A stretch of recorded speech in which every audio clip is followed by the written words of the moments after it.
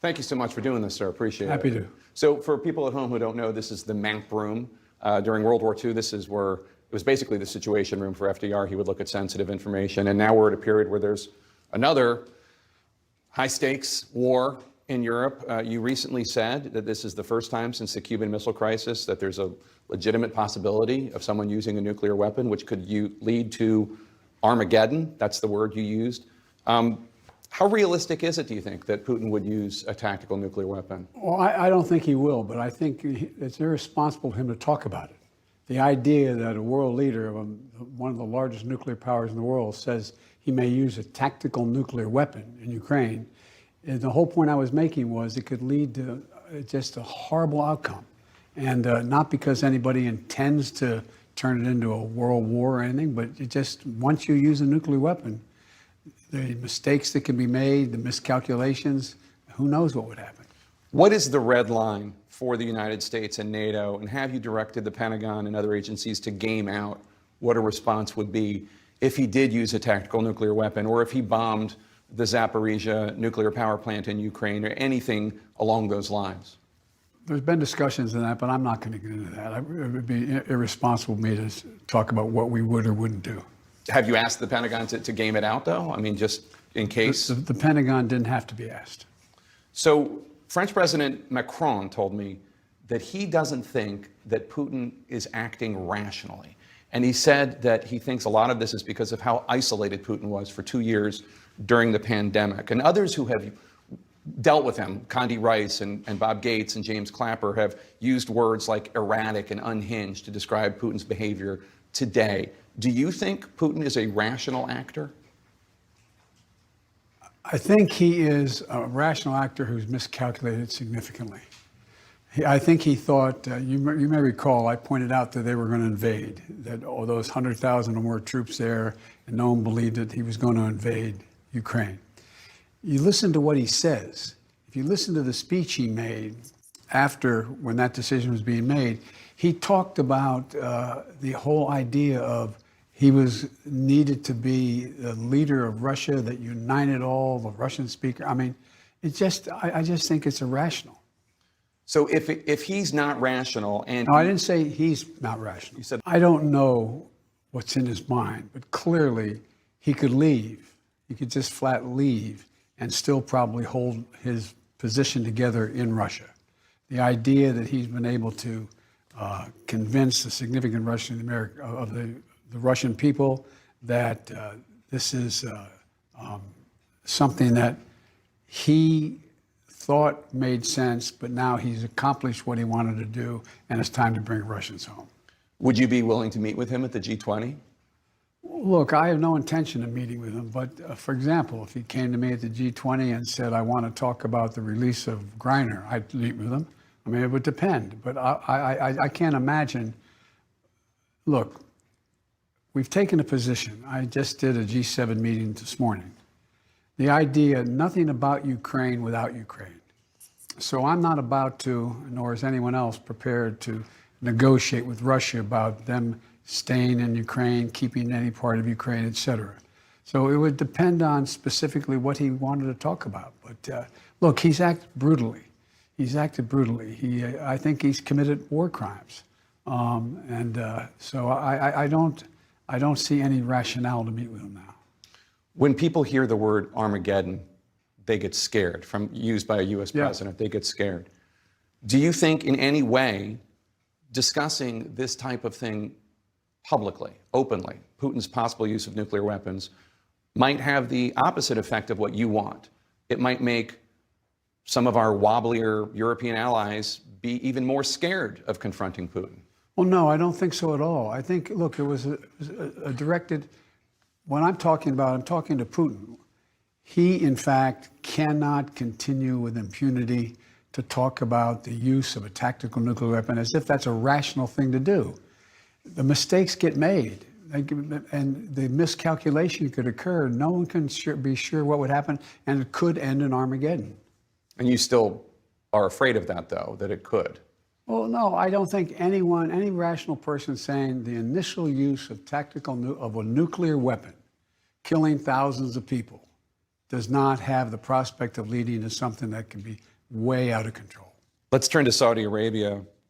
Some of your Democratic allies on Capitol Hill are afraid that the U.S. got played when you went to Saudi Arabia and fist bumped with the Crown Prince, because now, obviously, a few months later, Saudi-backed OPEC is slashing oil production in partnership with Russia.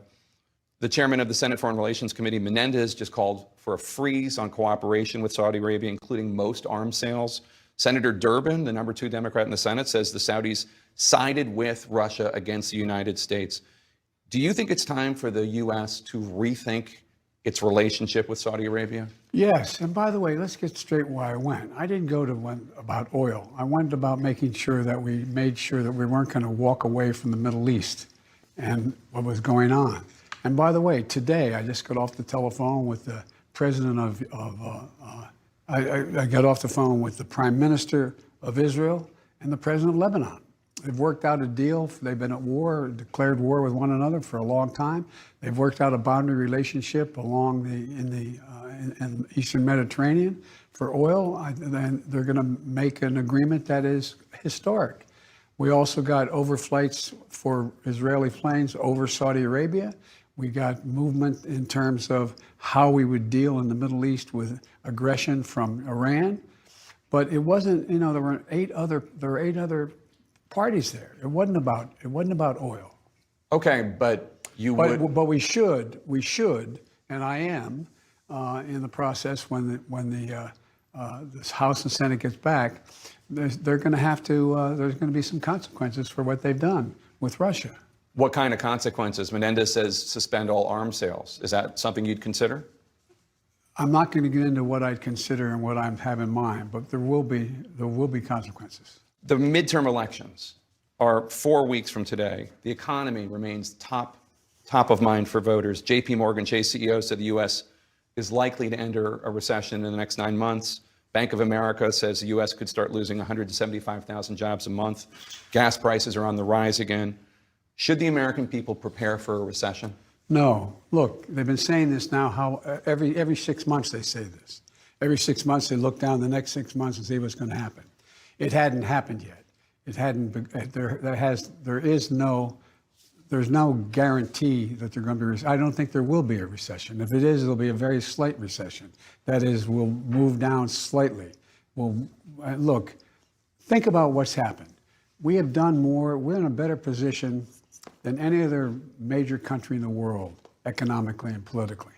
We still have real problems, but look what we got done.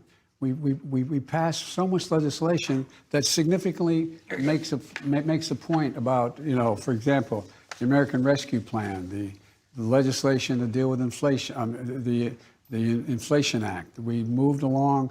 I mean, there's so much that's been accomplished that the idea that there's an automaticity to recession is just not there.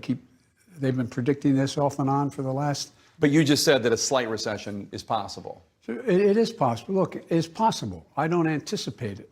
What I do think, look, we talk about the impact on families. The families they have reason to be concerned about energy prices. They have reason to be concerned about a whole range of issues. But look what we've done. We've been able to, the Inflation Reduction Act. There's more, look, I know I always quoted my dad, but my dad used to say, what is there any breathing room for a middle-class family? And the breathing room is after all the bills are paid at the end of the month, they have anything left. And there's more than one way to bring down the monthly cost for people who in fact are struggling, to make sure they have the ends meet and they have enough money. And that's what we've done with the Inflation Reduction Act. Look, we've reduced drug prices. We've allowed, for the first time, we've been trying for years to get Medicare to be able to negotiate drug prices. We pay the highest drug prices of any nation in the world, any major nation. They're going to be in a situation where no senior is going to have to pay more than $2,000 a year for the drugs, no matter how much they cost. We've reduced the price. They're going to make sure that nobody has to pay more than $35 a month for insulin, et cetera. So there's so much that we've done. And the same on energy. We passed what I ran on, I said we're going to deal with energy. Right. And the energy problem, we're going to deal with the whole notion of global warming. We passed $368 billion worth of help. which, as the same bankers talk about, is going to bring $1.7 trillion off the sidelines in investment. Look what's happened. Look at the investment that's going on in America right now. Yeah. So you More think than- Democrats have something to run on? Oh, I think we do. I know we do. And here's the contrast. We know what's the Republican platform to run on? What are they running on? What are they for? They want to put Social Security on the chopping block every 5 years, and the other leader comes along and says, no, every year it should be up for grabs. Medicare, Medicaid. I mean, these aren't negotiable items in terms of whether they're going to continue them or not. The first thing they said they're going to do is get rid of the Inflation Reduction Act. And so what's that do? They're going to raise drug prices, raise medical costs again, be sure that we're going to no longer be able to have the ability to have tax credits for weatherizing your home, saving money. I mean, I don't know what they're for. Our reporting, CNN's reporting and the Washington Post reporting suggests that prosecutors think they have enough to charge your son Hunter for tax crimes and a false statement about a gun purchase. Personally and politically, how do you react to that? Well, first of all, I'm proud of my son. This is a kid who got, not a kid, he's a grown man. He got hooked on, like many families have had happen, hooked on drugs. He's overcome that. He's established a new life. He is, I'm confident that what he says and does are consistent with what happens. For example, he wrote a book about his problems and was straightforward about it. I'm proud of him. He came along and said, by the way, this thing about a gun, I didn't know anything about it, but turns out that when he made my application to purchase a gun, what happened was I guess you get asked, I don't guess, you get asked the question, are you on drugs, you use drugs? He said no.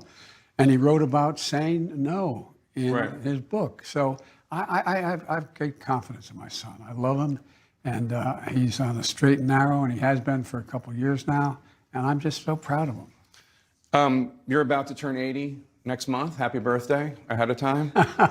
Whenever anyone raises concerns about your age, you're the oldest president in the history of the United States, you always say, watch me.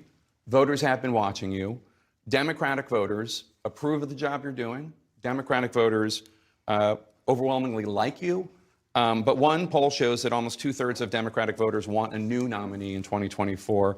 And the top reason they gave was your age. So what's your message to Democrats who like you, who like what you've done, but are concerned about your age and the demands of the job? Well, they're concerned about whether or not I can get anything done. Look what I've gotten done. Name me a president in recent history that's gotten as much done as I have in the first 2 years. Not a joke. You may not like what I got done, but the vast majority of the American people do like what I got done. And so it's a matter of, can you do the job? And I believe I can do the job. I've been able to do the job. I've got more done. I got the Inflation Reduction. I got all these pieces of legislation passed. And I ran on that. I said this is what I was going to do. And I'm still getting it done. We've got, dealing with, making sure the veterans get compensated for the burn pits. The burn pits, making sure that we're in a situation where we finally have action on guns. And by the way, I'm going to get the assault weapons ban. Before this is over, I'm going to get that again. Not a joke. And watch. And so I just think there's it's a matter of, has anybody done more in the first 2 years of their administration for a guy they've been saying this about my age since I began to run. Mm-hmm. And so, you can come work out with me in the morning. Anytime. The big question, of course, is when you're going to make an official announcement about whether or not you're going to run for 2024 for re-election. Do you think you'll make a decision before the end of the year? Well, look, I'm not going to make this about my decision. I'm going to make this about this off-year election. After that's done in November, then I'm going to be in the process of deciding. Is one of the calculations that you think you're the only one who can beat Donald Trump? I believe I can beat Donald Trump again. All right, Mr. President, thank you so much for your time today. We really appreciate it. Thank you. And I know you're rooting for the Phillies. That's a fact. If I weren't, I'd be sleeping alone. I married a Philly girl. Yeah. All right, thank you, sir. Thank you. We have another special one-on-one for you. My new interview with Dwayne "The Rock" Johnson ahead. Did the superstar enjoy playing a superhero in his big return to the big screen? What about his possible presidential ambitions?